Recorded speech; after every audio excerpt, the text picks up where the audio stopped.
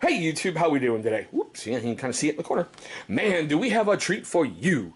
That's right, we are going to take a look at number 6 from the Forged by War series. This one I have been wanting to get my hands on for a very, very long time. So stay tuned after we roll the intro. I'm going to show you exactly what was in that box.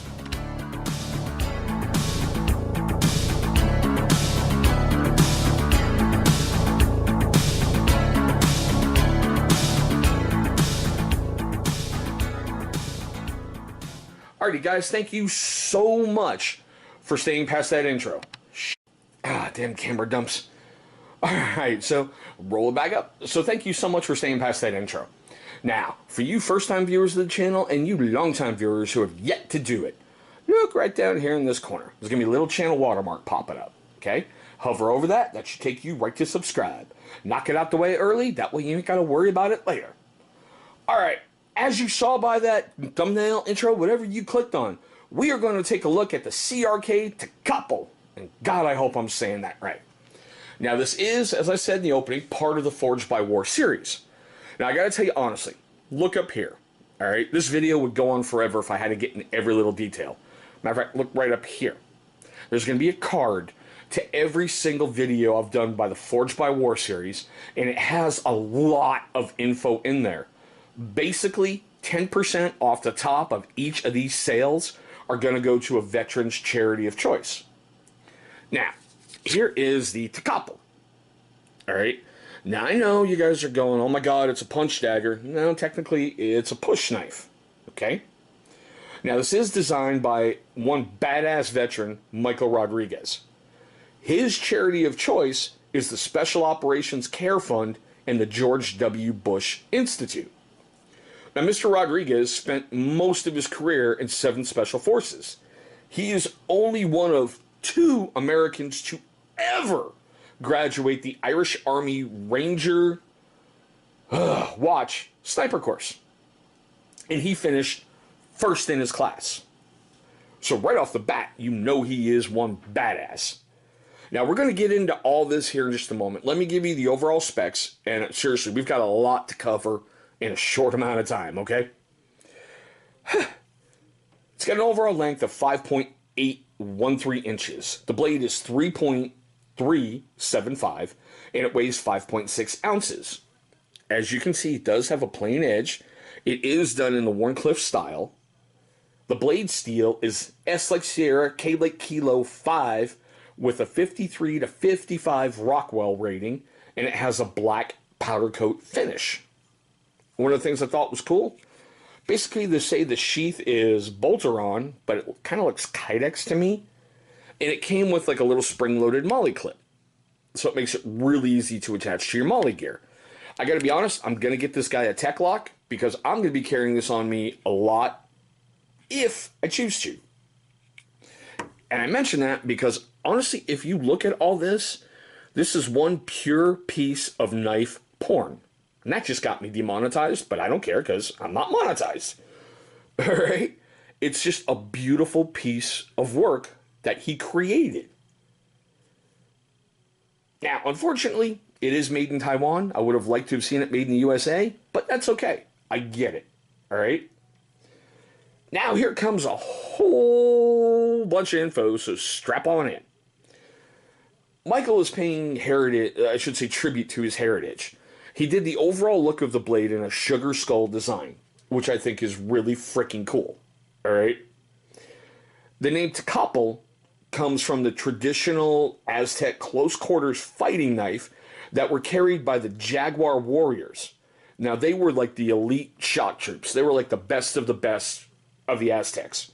So, hell, that's kind of awesome. Now, here we go, guys. The horns are paying tribute to the Devil's Brigade.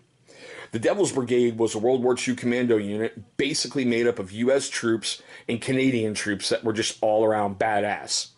So I think that's cool. He's paying homage to them. Right there you can see the Crusader crosses, which I think is really, really cool. Now right down here, the spade pays tribute to the Office of Strategic Services, or the OSS, which is just basically special ops forces around the world, okay? Or also, the spade is basically the symbol of the United States Special Forces Command. Excuse me, Special Operations Command. Now, where'd it go? The 7 right here pays tribute to his time with 7th Special Forces. Now, the 3 lightning bolts down here you find on every single Special Forces insignia. So he's paying tribute to his boys, all right? And I believe they're also found on the flashes that they wear on their green berets. Now, the arrow pays tribute to Special Forces. Basically, on your military uniform, you have little epaulets that sit basically on your collars.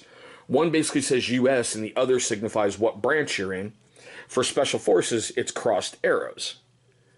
Now, if I got this right, the mustache is because he has a mustache. The heart is because he loves what he does. And the 3 teardrops here are not because, oh, he killed people and he's a vato. No, that's for his 3 sons. The other part about this that I really, truly liked, he designed this. So say if you're, in close and doing whatever, and you have to switch to a sidearm, you can basically rotate it to the side or even hold on with the sidearm. Yes, airsoft, we have some fun in my house.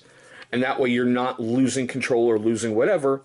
With rounded knives, you have to drop it. With here, you still have control of your blade. All right. Now, with all that fun stuff out of the way, like I said, there was a lot to cover there, okay? Let's have a little bit of fun.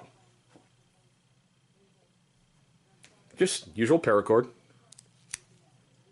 No problem going right through. Let's just do a slice test. Wow.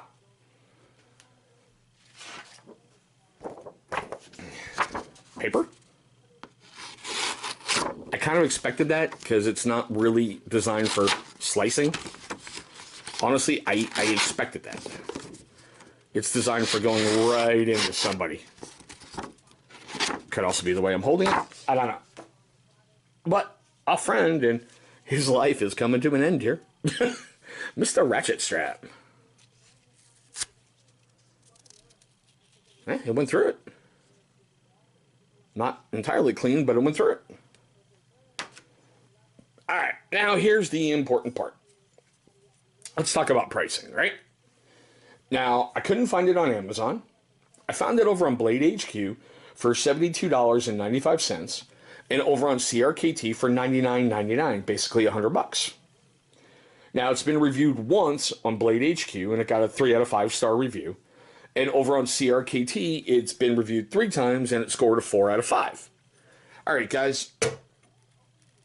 Why is it? I want to know what you think. All right, after seeing all this and all the background and all the interesting stuff with it, I want to know your questions, comments, love, hatred, everything on this blade. Now, in case you're curious about his charities of choices, I'm going to make sure to leave them down below in the description box. If I don't, please remind me so I can square that away, okay? Because I want to make sure my brothers out there get their exact due if somebody wishes to purchase this blade. That way the charities are getting their proper cash. All right. So, with all that being done, time for the wonderful wrap-up. For you first-time viewers of the channel, I want to thank you so much for watching this video. I know it's a weird one. I know it's a strange one. But hey, I believe heavily in CRKT's Forged by War series. Now, for you first-time viewers and you long-time guys who haven't done it at the beginning of the video, look right down here. Right down there. There's going to be a big old channel symbol popping up. Click on that thing and it's going to bring you right to subscribe. After you've beat up that subscribe button, please destroy the bell icon. Why? Because it's going to notify you, my amazing viewer, every single time this channel uploads a brand new video. Now, speaking of videos, 2 are going to pop up right over here. Those are going to be videos that YouTube is going to select from my catalog of videos that they think are going to be a great viewing experience for you. But there we go, guys. One of these blades that I have been dying to bring to the channel for a very long time. The CRKT Tecpatl. Thank you so much for watching, and I hope you have a great day today.